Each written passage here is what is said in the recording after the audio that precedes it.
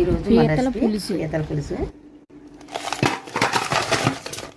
ఈ శుభ్రం చేసేసుకుందాం. ఉల్లిపాయలు రోట్లో రుబ్బుతాను.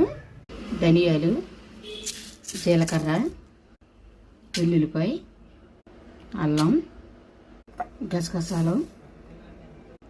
ఇందులో లవంగాలు కానీ చెక్క కానీ అక్కర్లేదు పులుసు కూరలోని. ఇప్పుడు ఇవన్నీ రోట్లో రుబ్బేసుకుందాం.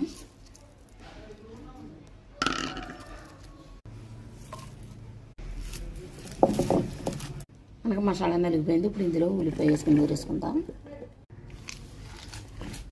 ఇలా రుబ్బుకుని వండుకుంటే కూర చాలా బాగుంటుంది.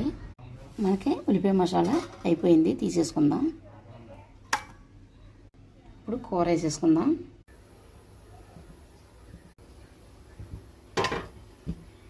ముందుగా ఆయిల్ వేసుకుందాం. ఇలా క్లీన్ చేసేసుకోవాలి.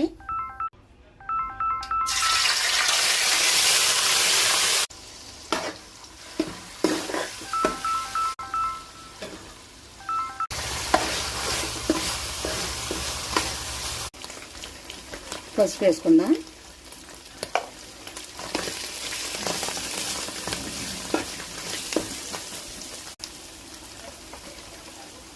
కారం,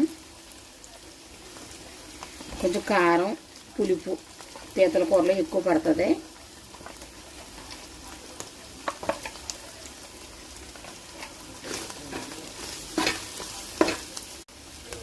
ఉప్పు. ఇప్పుడు ఈ పీతలు వేసేసుకుందాం.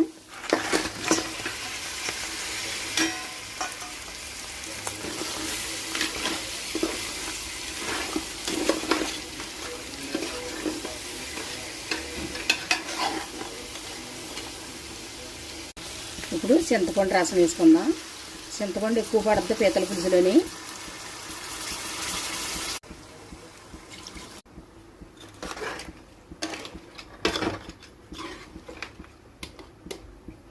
ఇందులో ఇప్పుడు కొంచెం కరివేపాకు. ఇందులో వంకాయ ముక్కలు. పీతలకి ఫేమస్ వంకాయ.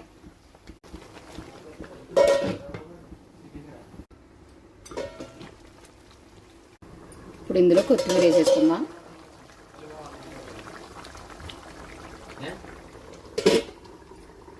మనకి పీతల పులుసు అయిపోయినట్లే. స్టవ్ ఆపేద్దాం.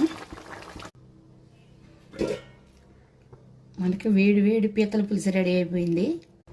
మనకి చేపల పులుసుకి బెండకాయ ఎంత టేస్టో పీతల పులుసుకి వంకాయ అంత టేస్ట్. ఇలా మీరు కూడా ట్రై చేయండి. ఈ వీడియో కనుక మీకు నచ్చినట్లయితే లైక్ చేయండి, షేర్ చేయండి, కామెంట్ చేయండి, సబ్స్క్రైబ్ చేయండి.